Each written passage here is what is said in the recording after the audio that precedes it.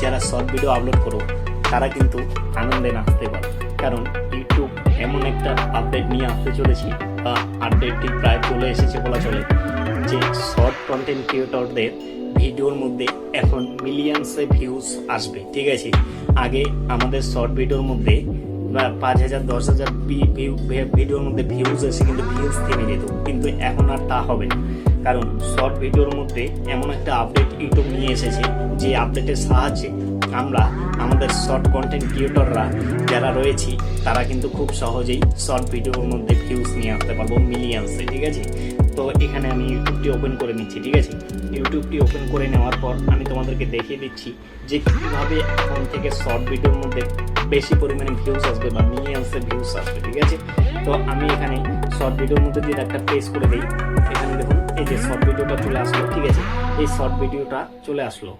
এবার বিষয় হলো এই যে শর্ট ভিডিওটা আসলো, এবার আমি এই যে পরের শর্ট ভিডিওটা, এই যে পরের শর্ট ভিডিওটা আসলো, এই পরের শর্ট ভিডিওটা আমি দেখলাম, পরের শর্ট ভিডিওটা দেখলাম।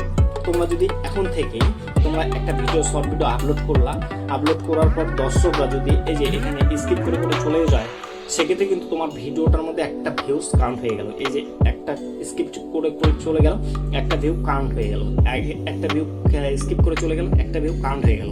রিলস ভিডিওর ক্ষেত্রে কিন্তু যখন তোমরা একটা রিলস ভিডিও আপলোড করো তখন কিন্তু সেই রিলস ভিডিওটার মধ্যে বেশি পরিমাণে ভিউজ আসে। ঠিক আছে, তো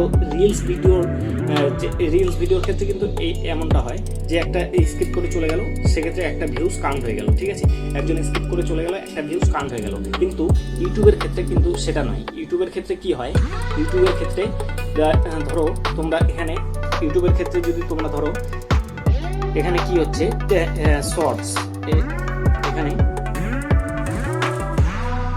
SHORTS শর্টস। ইউটিউবের ক্ষেত্রে তোমার অডিয়েন্সরা যদি 3 সেকেন্ড না দেখে, তোমার ভিডিওটা যদি 3 সেকেন্ড না দেখে, তাহলে কিন্তু ইউটিউবে শর্ট ভিডিওর মধ্যে কিন্তু সেটা কাউন্ট হয় না।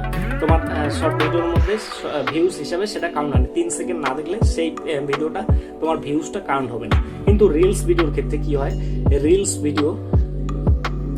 ভিডিওর ক্ষেত্রে কি হয়, যখন স্কিপ করে করে চলে যায়, দর্শকরা যখন স্কিপ করে করে এভাবে করে চলে যায়, এই যে শর্ট ভিডিওর স্কিপ করে করে চলে যায়, সেক্ষেত্রে কিন্তু রিলস ভিডিওর একটা ভিউজ কাউন্ট হয়ে যায়। কিন্তু ইউটিউব এই আপডেটটি নিয়ে এসেছে, ফেসবুক এবং ইনস্টাগ্রামে রিলস ভিডিওর যেমন মিলিয়ন্সের ভিউজ হয়, তেমনই কিন্তু তোমাদের এখন থেকে শর্ট ভিডিওর মধ্যে ভিউজটা আসবে। ঠিক আছে, তো তোমরা শর্ট ভিডিও এখন কন্টেন্ট ক্রিয়েটররা খুব সহজেই তোমাদের ভিডিওর মধ্যে ভিউজ নিয়ে আসতে পারবে এবং চ্যানেল মনিটাইজেশন করতে পারবে। এবার বিষয় হলো যে এই যে শর্ট ভিডিওর মধ্যে যে এখন ভিউজটা আসবে, দর্শকরা স্কিপ করে যাওয়ার পরেও যে ভিউজটা আসবে, সেই ভিউজটা কি মনিটাইজেশনের জন্য অ্যাভেলেবেল?